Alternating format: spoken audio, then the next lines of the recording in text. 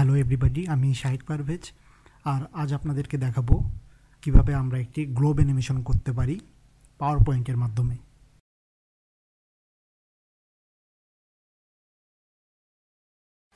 Whenever I hear that sound.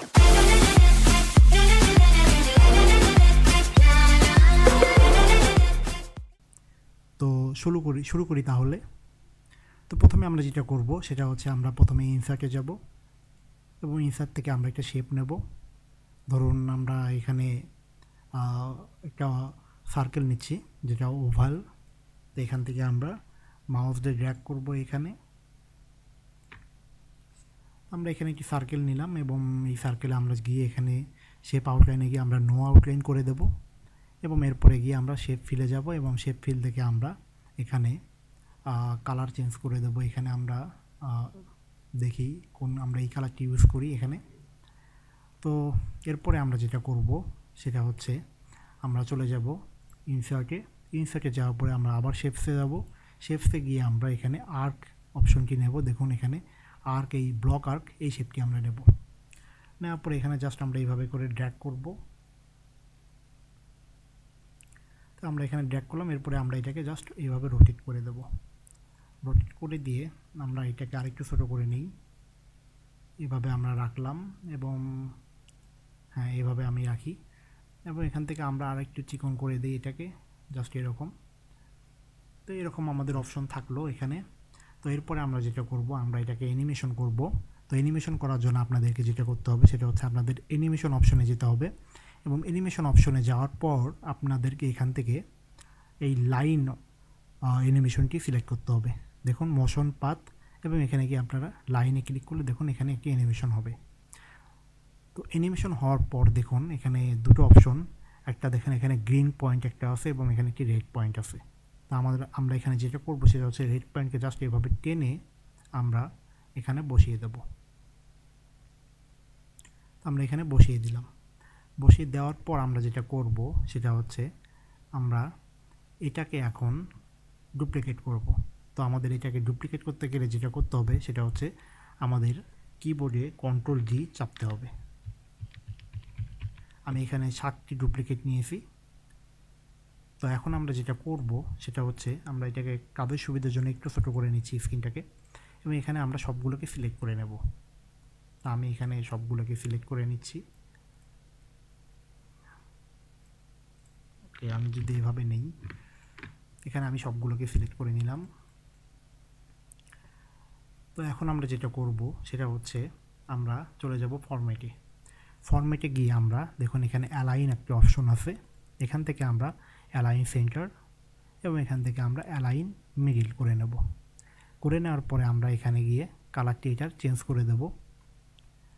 তো আমরা এখানে গিয়ে কালার চেঞ্জ করে নিই।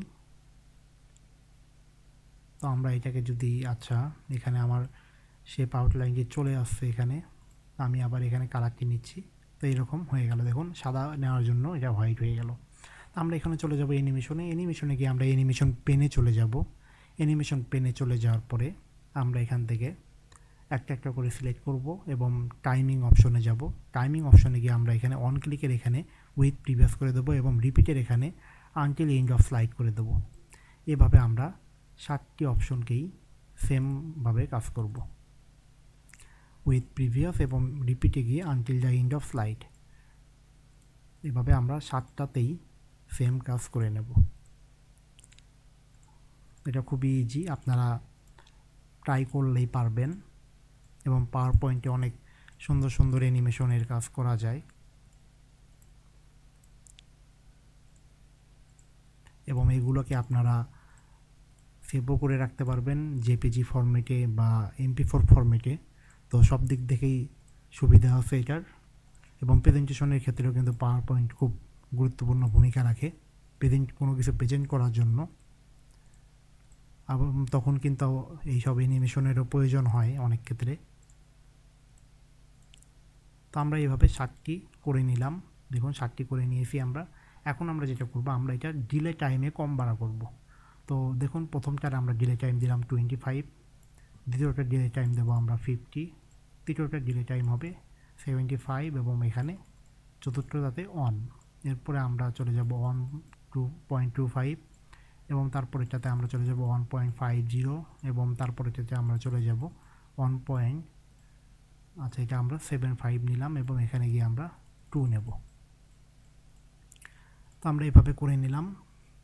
এরপরে আমরা দেখব যে আসলে আমাদের অ্যানিমেশনটা কেমন হলো। তো দেখুন এইভাবে করে গ্লোবের অ্যানিমেশন হচ্ছে এখানে এবং এটা অনবরত চলতেই থাকবে। তো আমরা এখানে যেটা করতে পারি, আমরা যদি চাই তো এটার কালার চেঞ্জ করে দিতে পারি। এখানে গিয়ে আমরা কালারও চেঞ্জ করে দিতে পারি। তো এখানে কালার চেঞ্জ করতে গেলে আমরা এটাকে হোয়াইট রেখেছি, ইয়েলো রেখেছি আমরা এটাকে। তো আমরা যদি এটার কালার চেঞ্জ করতে চাই,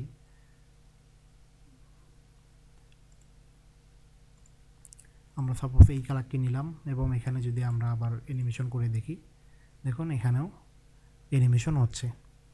তো আমি আজকে যেটা দেখাতে যাচ্ছিলাম সেটা আজকে আপনারা এখান থেকে দেখে নিলেন।